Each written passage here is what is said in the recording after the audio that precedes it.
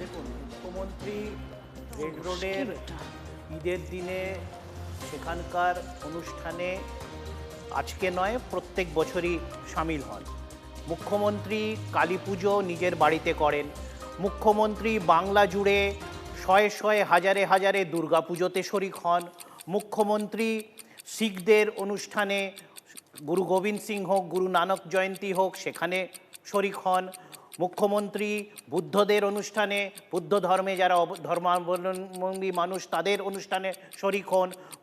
মুখ্যমন্ত্রী 25শে December park street হোক বা আমাদের সেন্ট পল ক্যাথেড্রাল হোক, সেখানে যিশুর আরাধনার শরিক হন খ্রিস্টানদের সাথে।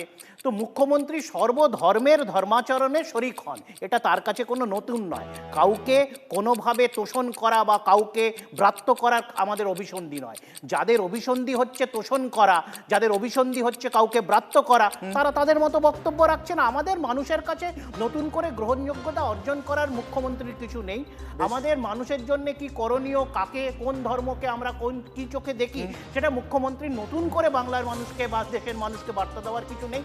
যাদের আছে, যারা একবার হযরত মুহাম্মদের জীবনী থেকে শিক্ষা নিতে প্রধানমন্ত্রী বলেন, পরদিকে আবার হযরত মুহাম্মদের অনুগামীদের তাদেরকে কখনো বলেন যে তারা এই চুরি করে নিয়ে চলে যাবে, ওই চুরি করে নিয়ে যাবে, তাদেরকে ধর্মকে কুলসিত করেন। তো মুখ্যমন্ত্রীর কিছু শেখার নেই, প্রধানমন্ত্রীর শেখার আছে, প্রধানমন্ত্রীর অনুগামীদের শেখার।